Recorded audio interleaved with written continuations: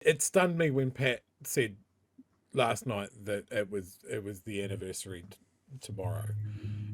It seems both simultaneously a really long time that we have been watching this, that we've been waking up to the images, that we've seen the pleas from people in Gaza for any sort of donation. Um, and it seems so long that we have been saying to our leaders, can you not see what we see?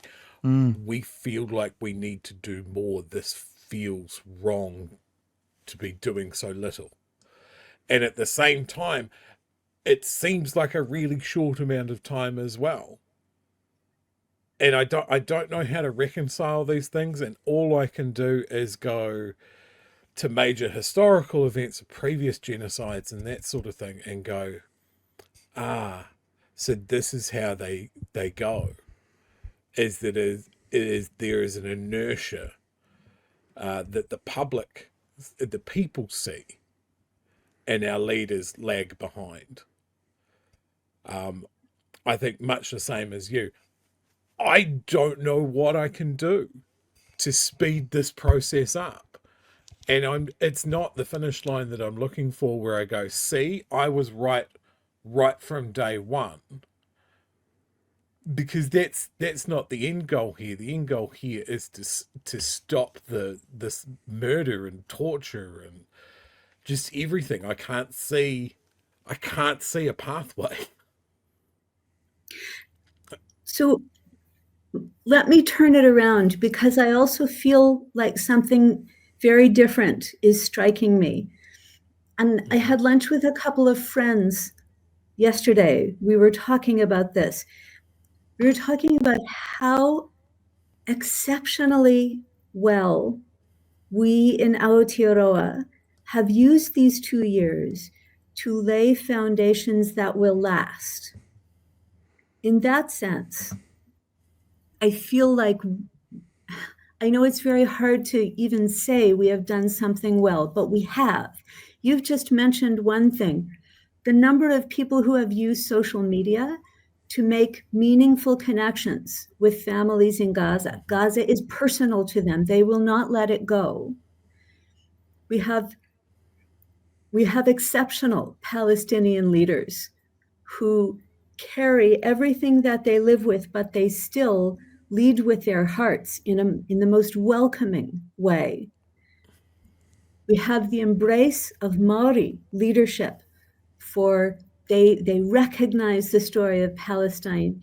They lead in this, and so they bring the expectation of tikanga to our actions, and they bring titiriti, which is an invitation to coexist. We have a movement with a kind of vision, an aspirational sound that is different from the experiences that I hear others tell me from other countries. So, this work is longer than anyone expected, and every day of it it's just heartbreaking that there had to be another day. But I also feel very confident that the people who are waiting for us to give up will fail. We are going to become irresistible because of these foundations that we now stand upon. Yeah. We played this yesterday. Chloe said at the end of the press conference, a reckoning is coming. And, some people are trying to spin those words in it, some kind of weird, violent thing at the moment. But she was talking about slowly, day by day, people are running out of excuses.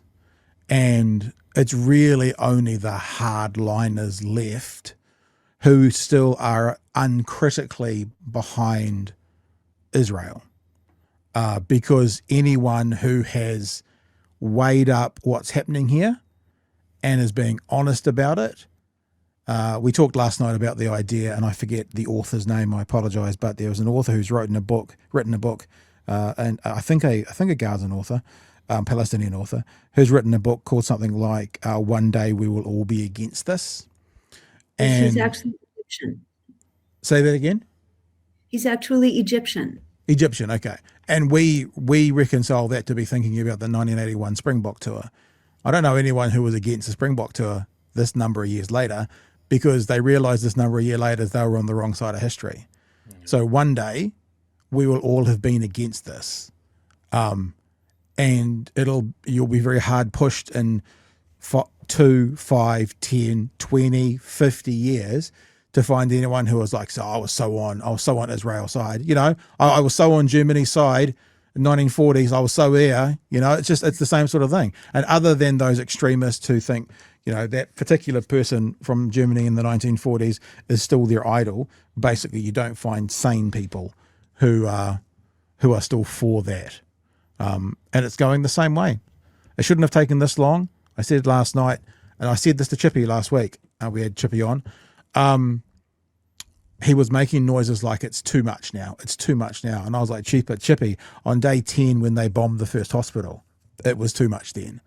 You know, it was too much then when they bombed the first hospital. It's been too much since a long time ago. And I wasn't saying this to Chippy, but for the people who have taken 18 months to get here, welcome. Now there's work to do for you guys who have taken so long to get here.